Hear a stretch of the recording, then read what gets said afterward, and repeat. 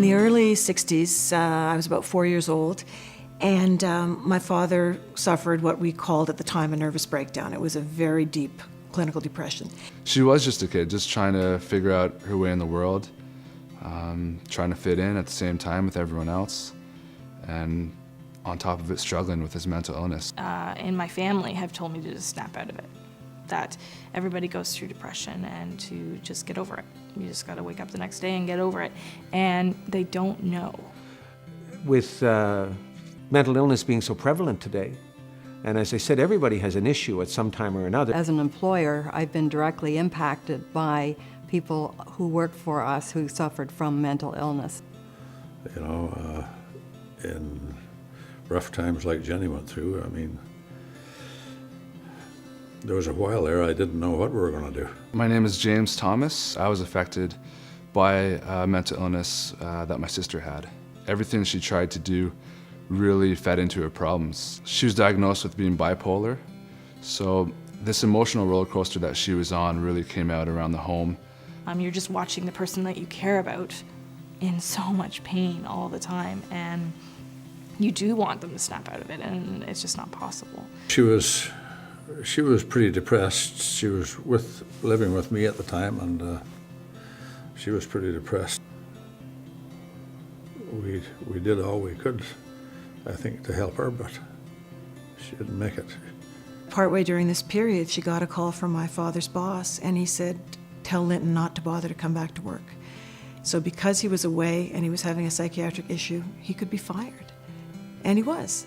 It was in 2005 when she took her life at the age of 18. For myself, it was horrible, but it was even way worse for my mom and my dad to get that call at about 5 in the morning saying that Chantal was gone.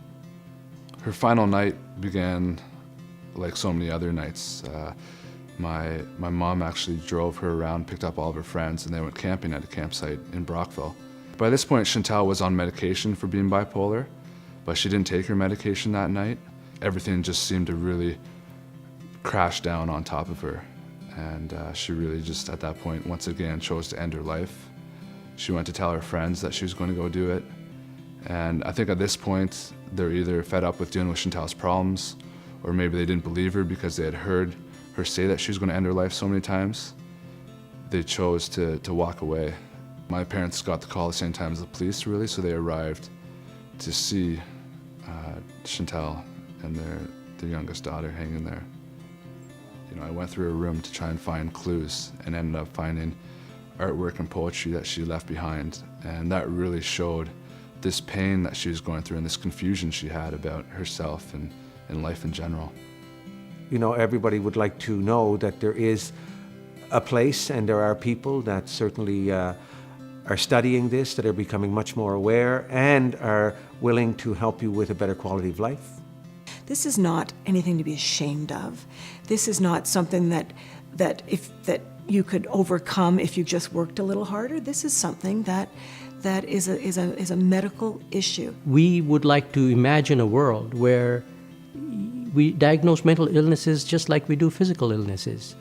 Wouldn't it be nice if you, for example, went for a diagnosis that they could do a brain scan and identify what may be the matter with you? Our research is part of our hospital. It's really allowed the sort of moving towards the integration of clinical care and research and then knowledge transfer. And I think the other aspect that is so important for research is the amount of money that businesses lose every year due to employees being off on sick leave for mental illness and, in many cases, long-term disability, which with research could catch these diseases earlier. But one of the things we want to be able to do is not just be a hospital isolated from the community. We see hospital as very much a part of the community. We would really like to bring a brain imaging capacity to Ottawa.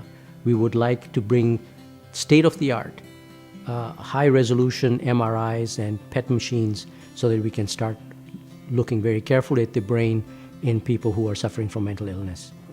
With time, we'll be able to diagnose it earlier and treat it better and avoid the sort of things that Jenny went through here. I think she would still be alive today if people were able to recognize the problems that she was going through and be able to offer the support that she needed. Could we have done more? I don't know. We'll never know.